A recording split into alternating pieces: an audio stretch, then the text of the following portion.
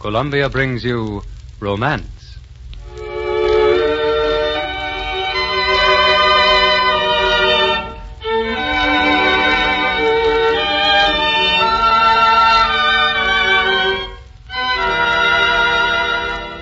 My name is Romance. I am the dream you carry in the heart of your youth. I'm all the stories told down the ages in the name of love. I am one with each of you, part of the lover in all of you. I am Romance.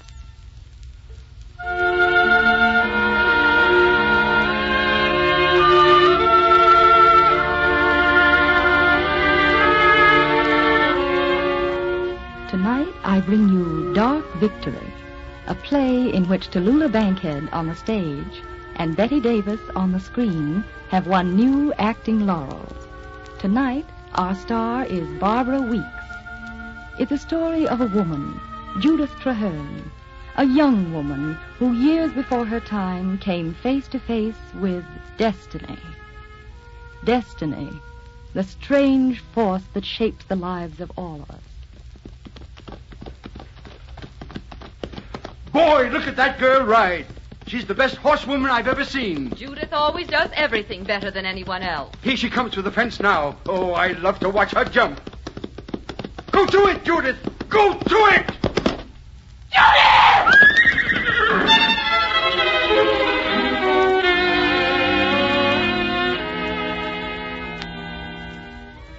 Yes, the blow came suddenly and swiftly.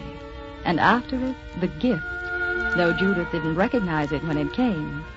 She only knew she'd come to see a doctor, and that she was looking into eyes she would never forget.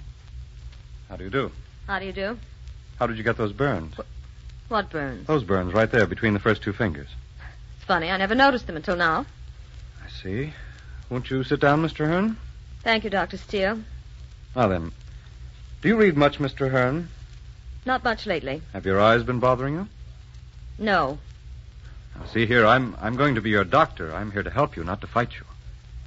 You've got to answer my questions fairly and honestly. It's a waste of time for both of us. I don't know why Dr. Parsons insisted I see you. I feel perfectly all right. All this fuss about a little fall is beginning to get on my nerves. Does that light from the window bother you? It's in your eyes. No. How old are you, Mr. Hearn? 27. Do you use your eyes a great deal? I generally keep them open, Doctor. What do you do with your time? Oh, hunting, tennis, golf. Anything else? Usual pleasures of the idle rich.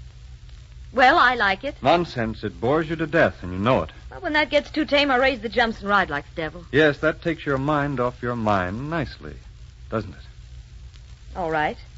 You know my racket now. What's yours? Oh, come now. You've cross-questioned me. It's only fair to take a little of your own medicine. Well, mine's high-pressure surgery. Park Avenue clientele.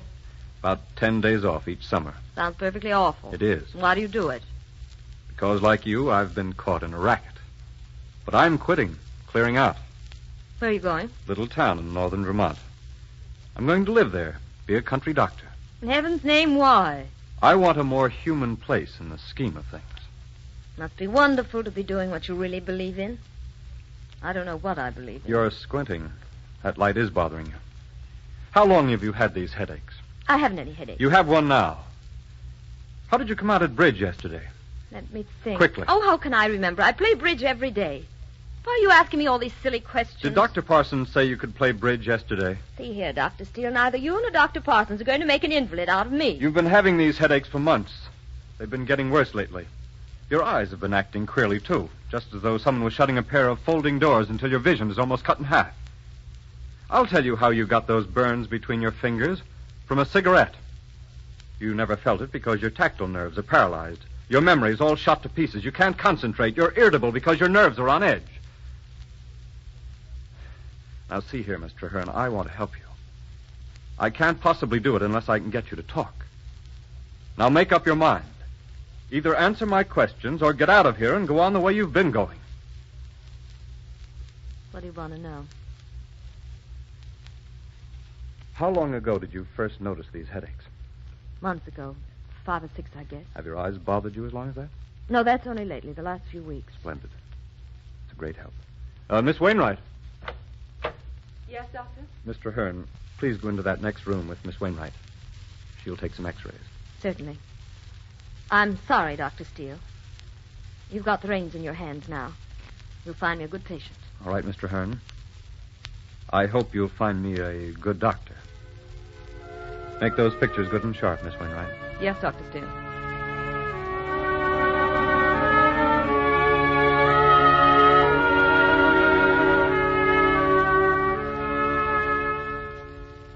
Well, Dr. Steele?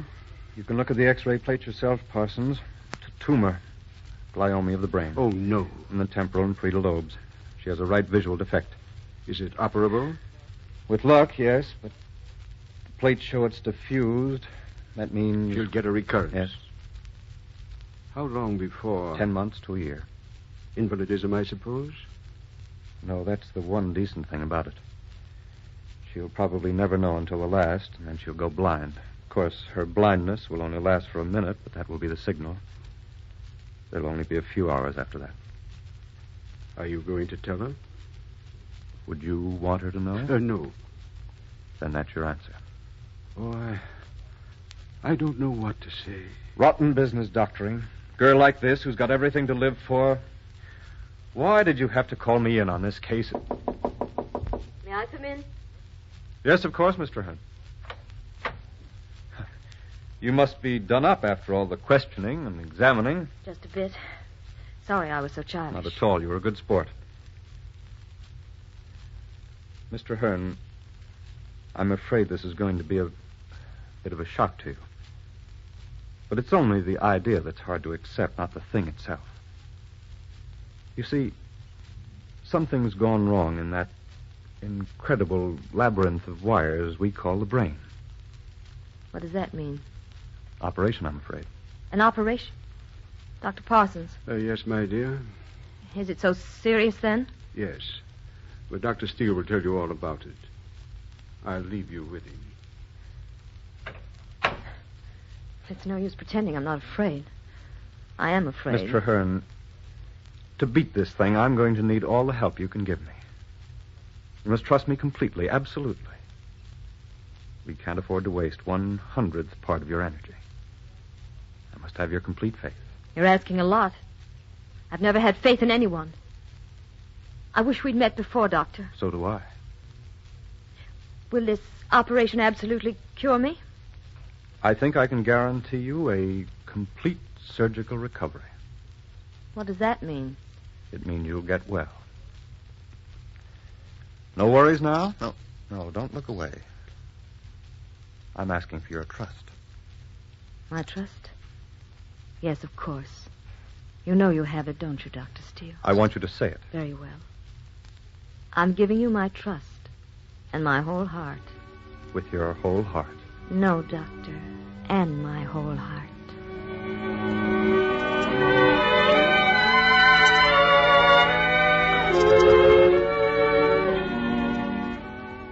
That was the blow of destiny, the shock of sudden pain, and then the slow, prowling fear that walked the days with her and could not be stared down.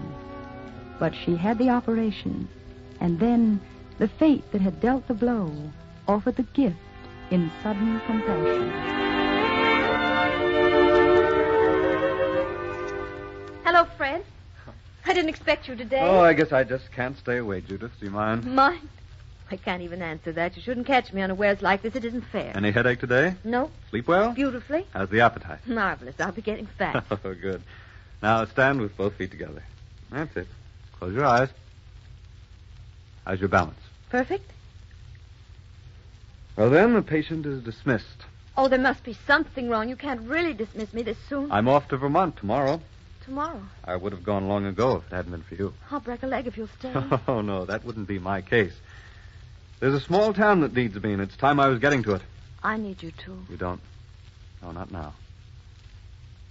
But if you ever do, I'll come to you halfway across the world if necessary. You sound very serious. Something wrong? No. Yes, there is. You're not telling me the truth. I think I'm a little frightened again. No, you're not. Not you. I don't think I've ever known anyone with greater courage. Did you think it was courage? If it was, it wasn't mine. It was yours. It was your arm always under mine. It was your faith and your strength. But now you're going, and I'm afraid. Judith. Judith, if you knew I'd always be beside you, would you be afraid then? No, not of anything. What kind of talk is this? You've been very kind, Fred. Your patient is most grateful for all you've done. She wishes you luck and success and all the happiness there is in Vermont. Judith, could you be happy in Vermont? Vermont? I don't know. I never tried it. I don't suppose I slept an hour last night. I kept walking around saying, this is madness. How can a doctor like me dare to love a girl like you? How could he ask her to leave everything she's always known and cared about for him? She'd hate a country town. I said to myself, I'll go over and say goodbye, and that'll be that. Oh, my darling, my darling. Do you think you could be happy away from all this? I'd be happy anywhere you were. If it was the North Pole.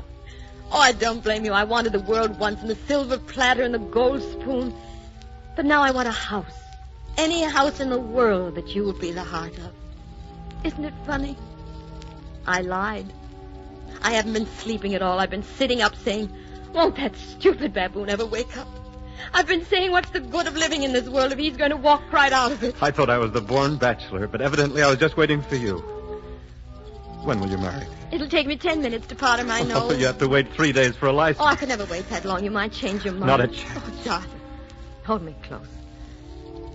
Don't ever let me go. I'll never leave you. You may leave me, but I'll never leave you. Oh, I'm so happy. I want to go out on the street and tell everyone who comes along. I want to laugh and cry all at the same time. I want 7 children, Fred. 7, all boys. I think I even want to pray a little. I want to say, dear God, let it be forever just like this. Thank you for letting me be young and alive. Fred, why are you looking like that? What is it? What's wrong? Nothing, darling. Nothing at all. Go powder your nose and let's see about the license. No. Let's wait a minute. Something is wrong. I can feel it. You're keeping something from me. No, darling, no. Yes, you are. Don't you trust me? In a way, and yet at the same time, I feel as though there was something I should know. You talk so guardedly about me, a complete surgical recovery, you said, and I'll come to you halfway across the world if necessary. Fred, I'm going to ask you a very simple question, and I want you to answer it. Is anything wrong with me? I've told you you could do anything you wanted to now. Fred, I'm asking for the truth. I'm entitled to it. Yes, Judith, you are entitled to it. Give me your hands. Judith, as far as surgery can go, you're cured, absolutely. But there are some things surgery can't do. I shan't be technical, but when I took that thing out of your head, there was a tiny part of it that couldn't be reached. It's what we call an infiltration. Yes? Well, I got out all that I could see, but not quite all there was. Then the operation didn't cure me. It did cure you. For the moment. But in time, Judith, it will grow. Then this horrible thing is coming back again, and that'll mean another operation. No. You mean that wouldn't do any good? I see. Give me a cigarette, will you, please? Thanks. I'll have to face those headaches and that ghastly confusion all over again. No, dear, you won't. That's all behind you. I promise you there'll be no suffering of any kind. How will it happen? Just as quietly as going to sleep. Then how will I know? Oh, Judith, it's not necessary to go into all that now. I want to know if I'll have any warning, any chance to be ready. Well, there'll be a moment when you won't be able to see as usual. That's all. You mean I'll go blind? Just for a moment. Then you'll be perfectly all right again. But after a few hours, 2, 3. You'll go to sleep. How much time have I? Let that be my secret. No, you've had too many secrets. Go on, tell me how long. 5 years, 1 year, 6 months? Possibly more. One can't be certain. 6, 10 months, say. Not so very long. You knew this all along, from the first? Yes. And you're offering to marry me and take me to Fellsborough? That's very chivalrous of you, Fred. Very chivalrous. So very like you. No, don't touch me. Well, you didn't touch me just now. Do you mind? I've got to think. I'd give you my own life if I could. I know you would. Kind of funny, isn't it? I was so sure of myself, so completely happy. Judith. What do we say now? Goodbye, good luck, see you soon? Not a bit of it. We find a preacher and we say we want to be Mr. and Mrs. Fred Steele. Mrs. Fred Steele. Such a lovely name. Would have been such fun to use it. Such beautiful fun. Don't let this make any difference, But it Judith. can't help but make a difference.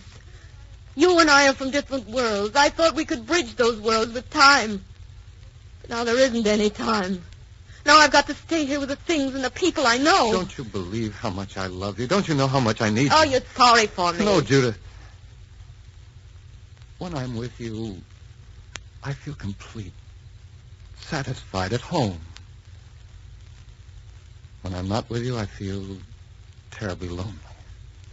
It isn't pity. Don't think that for a moment. And what will you be thinking when you hold me in your arms? I'm holding a dead woman. I'm kissing a dead woman. Oh, Fred, go away. Let me die my own way. Judith, stop it. Well, this isn't going the way you expected, is it? You think I'm going to bury myself in Vermont now? I've got to cram a lifetime into 6 months. You didn't know I was like this, did you? Well, brother, you keep your eyes open and just watch my smoke. Judith, this won't help. What would you want me to do? Be sweet and gentle and resigned? Well, I'm mad. Mad right through to my marrow. Life played a rotten, dirty trick on me. Why don't you go? The case has been dismissed. Judith, sit down. Try to be rational. Sorry, Fred, I haven't time for sitting. I've got to call Alden. Hello? Hello, Walnut 2990, please. It's warm out. I can wear my new dress. Hello, Alden? Alden, darling, I'm coming to the party after all if you want me. Thanks. Thanks, I'd love to. I want to celebrate tonight. A colonel, you say? Alden, I'll be there with bells on. Oh, still here, Doctor? If you change your mind, if you need me, Judith, I'll come from anywhere. Goodbye, Doctor. Goodbye, Judith.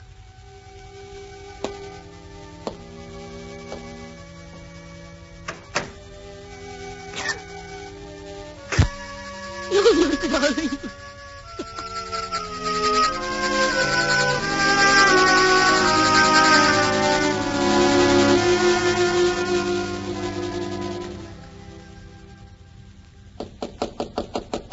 Come in. Oh.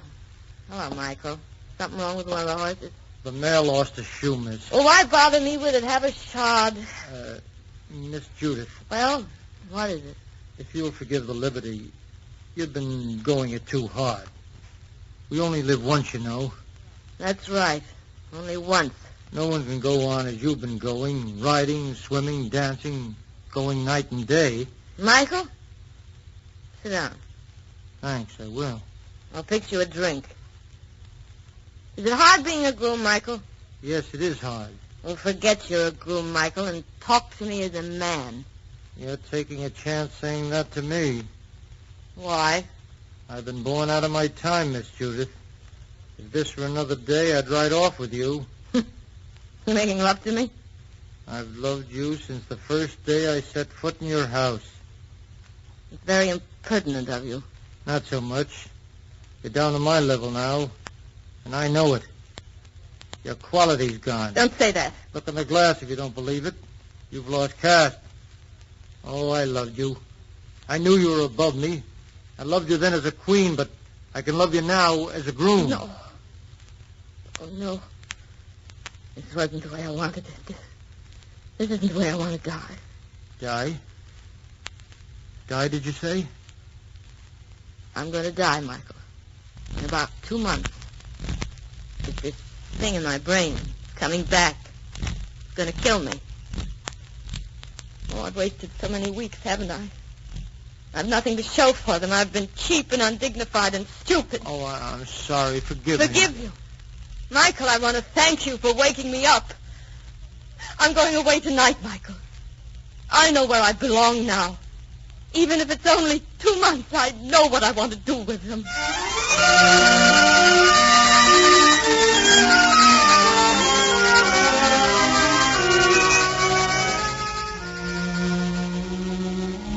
I've come, Fred. I've been waiting for you. Counting the moments.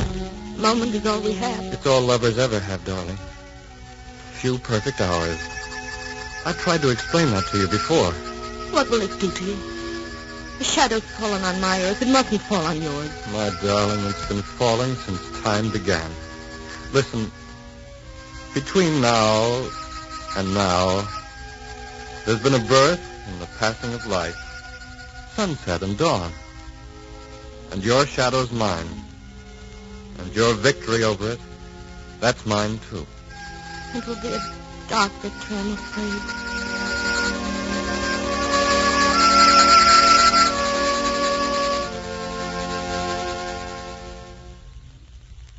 Here are the bulbs you've been waiting for, Mrs. Fred. We'll start them today, Miss Jenny. Of course, they won't bloom till late spring now. Happy? Oh, terrible. A 2-month bride should be. Please, don't speak of the month. Very well. Oh, long distance, I'll bet. I can tell by the ring. Hello? Yes? Montreal calling Dr. Steele? No, he isn't. Yes, I'll have him call operator 25 when he comes in. Goodbye. Oh, Miss Jenny, I bet he has to go someplace now. You know, I can't help grudging every minute he's away. Oh, then you shouldn't have married a doctor. Well, I couldn't help myself. I wish it wouldn't cloud up like this. Why, what are you talking about? I don't like the way it's getting overcast. It means a storm. But the sun's out. I never saw it brighter. Sun's out? Can't be. It's getting dimmer, I tell you. Sun's gone behind a cloud. It must have gone behind a cloud, Miss Jenny. How dark it's grown. Almost like night. Miss Jenny! Here, sit down. You've been out in the sun too long without a hat. Thank you. I'll be all right in a moment. Let me sit here a minute. Getting better now. Sorry I made such a fool of myself. Oh, is that Fred coming in the drive? Yes, it is. Don't say anything to him, Miss Jenny. He'd only worry. It's foolish of me to stay out so long. Hello, darling. Hello. Hello, Miss Jenny. Hello, Doctor. What's there for dinner? Oh, I'm starving. I'll get right after it. Good. Oh, call operator 25, dear. Montreal is calling. All right. Operator 25, please. How are you feeling, dear? Beautiful. Hello? Hello, this is Dr. Frederick Steele. You have a call for me? Yes. Hello? Yes, put Dr. Pratt on, will you? Hello? Hello, Stephen. Yes? What? Skidded off a bridge? Fractured skull, you say? Well, no, I don't see how I can get away. Well, that'd mean at least 3 days. Yes, it is a delicate operation. Well, no, offhand, I don't know of anyone else who's done one like it. Fred, you've got to go. But, darling, it means at least 3 days. Yes, Stephen, I'm listening. No, I'm afraid I can't make it. You must. Just a moment, Steve. Darling, this is your work, your life. This comes first. You feel perfectly well, do you? Don't I look perfect? All right, darling, you ain't. Hello, Stephen. Yes, I'll leave right away. Well, I've just about time to make the evening train. See you in the morning. All right, goodbye. Now, I'll write down just where you can reach me if you need me. I'll get your coat. Judith, I'm not going. I'll call Platt and tell him I can't You'll leave have to buy a toothbrush at the station. I can't leave you, darling. Fred, We have just a minute together before you have to go. Look at me. I promised myself I would never fail you or keep you from your best. If that man died in Montreal, it would be on my conscience. You're his only chance. I love you, darling. How can I go? That's why you must go. Oh, darling, nothing can hurt us now. We've had our love, whether the end comes today or tomorrow or a year from tomorrow. Nothing can change that or take it away from us. Why, I've had a lifetime of happiness these past 2 months. You speak as though it were over. It will never be over.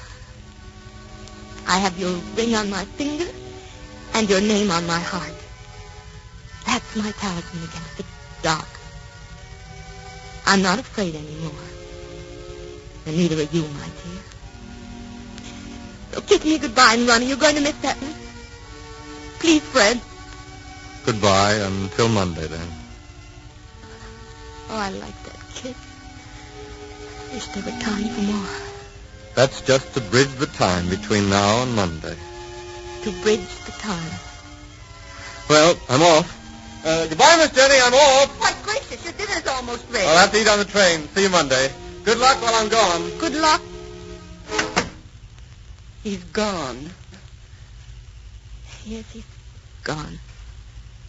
But not very far, Miss Jenny. Never very far. Oh, I'm a little tired. Think I'll lie down for a while.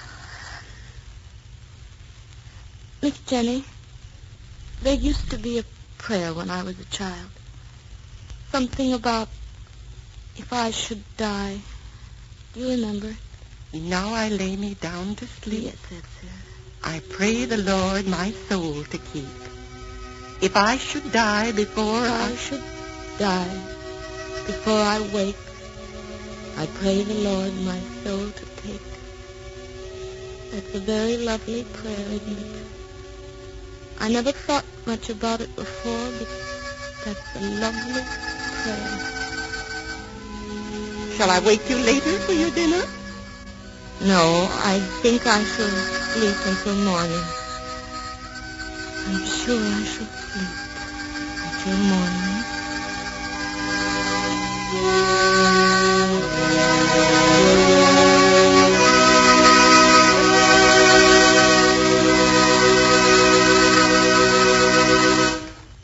The curtain has fallen on dark victory. But though the play is over, I do not leave you. I linger in your memory to return next week with another great love story. The play that will speak for me then is The Barker, Kenyon Nicholson's famous romance set in a sideshow carnival. Till then, till curtain time next week, I wish you love and happiness. My name is Romance.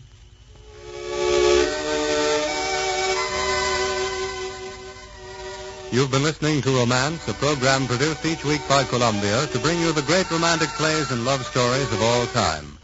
The play tonight was Dark Victory by George Brewer Jr. and Bertram Bloch, adapted for radio by Gene Holloway with script supervision by Albert R. Perkins. The play was directed by Mark Slobe, music conducted by Charles Paul. The part of Judith was played by Barbara Weeks with Carl Frank as Dr. Steele. Listen next week at the same time when we will bring you our next great romance, The Barker. This is CBS, the Columbia Broadcasting System.